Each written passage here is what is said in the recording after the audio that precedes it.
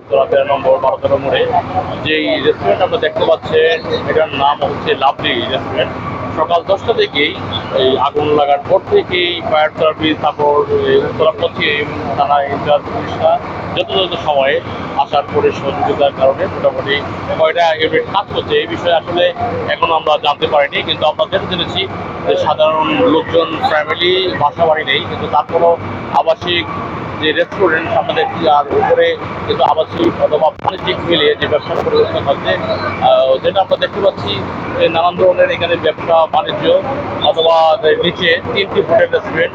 তারপরও কিছু কিছু লোকজন আমরা যেটা ধারণা পেয়েছি এলাকার যারা আছেন ব্যক্তিরা, ওনারা জানিয়েছেন যে সকাল 8টার দিকে যারা এই পুরুষ মহিলা যারা এখানে পুরো অফিসই আছে, আবাসিক অফিস, তারপর বাণিজ্যিক যারা ব্যবসা করছেন, এরা যখন সিলিন্ডার যখন বিস্ফোরণ হয় এই সাথে সাথেই লোকজন চিৎকার করছেন, তখন এই এলাকাবাসী আসার পরে পানি দিয়ে যতটুকু পারেন সহযোগিতা করেই তাৎক্ষণিকই ফায়ার সার্ভিস ইউনিট কয়েকটি চলে আসে। আসার পরে আমরা এখন পর্যন্ত দেখতে পাচ্ছি এখানে পশ্চিম থানার ওসি ইনচার্জ উনি আছেন। ওনাকে আমরা জিজ্ঞেস করবো যে আসলে এই বিষয়ে আসলে কতটুকু নিরাপত্তার আরো প্রয়োজন। তারপর এখানে আমরা জানতে পারছি বিউটি পার্লার, তারপর হচ্ছে এখানে নানান ধরনের ব্যবসা প্রতিষ্ঠান আছে। এটা আবাসিক আসলে বাণিজ্যিক আছে কিনা অথবা ফায়ার সার্ভিসে কোনো ছাড়পত্র আছে কিনা এই বিষয়ে আসলে এখনো আমরা জানতে পারিনি, জানাও যায়নি। কিন্তু আসলে সার্বিক তত্ত্বাবধায়ক আসলে এই বিষয়ে আমরা পশ্চিম থানা ওসি ইনচার্জের সাথে জানতে চেষ্টা করবো যে ভাই আসলে এই বিষয়ে আপনি কি বলবেন, যে এই যে আজকের যে ঘটনাগুলো নিয়ে অথবা এগুলো উত্তরাতে অনেক রেস্টুরেন্ট যেটা অপরিকল্পিতভাবে এবং বিভিন্ন গ্যাস সিলিন্ডারগুলো যেগুলো নিয়ন্ত্রণ যেভাবে রাখলে নিরাপদে রাখতে হয় তা না রেখে অনিরাপদ অবস্থায় রেখে এই আগুনগুলোর ঘটনা ঘটার সম্ভাবনা রয়েছে। তো আমরা বেশ কয়েকটি হোটেলে এই ধরনের অভিযান পরিচালনা করছি। এই হোটেলটাও আমরা শুনেছি যে প্রাথমিকভাবে জানা যাচ্ছে যে গ্যাস সিলিন্ডার থেকে আগুন লাগছে এবং দোতলাতে এখন আগুন আছে। আর উপরে যে বিউটি পার্লার এবং অফিস এগুলো এখন আগুন যায় নাই। তবে সবার প্রতি অনুরোধ এবং রাজুকের প্রতি অনুরোধ যে এই ধরনের যারা রাজুক অনুমোদন দেয় এগুলো যাতে ভবিষ্যতে না দেয় এবং রাজুকের উচিত এগুলো সব অভিযান করে আমাদের সহায়তায় অভিযান করে এগুলো সিলগালা করা। মানে এই যে আগুন করছে এই বিষয়ে তো এখনো কোনো জানা যায়নি কয়জন জানা যায়নি, বেশ কয়েকজন নামানো হয়েছে উপর থেকে। আর এগুলো আমরা এখন জানার চেষ্টা করছি যে কয়জন আহত হয়েছে বা নিহত হয়েছে।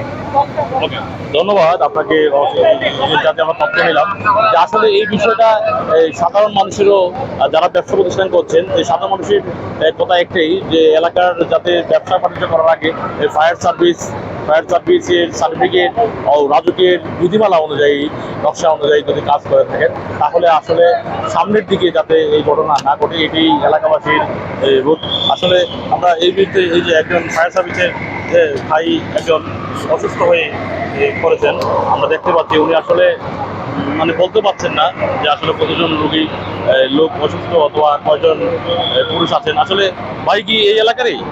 আমাদের অফিস। আচ্ছা, আপনার অফিস।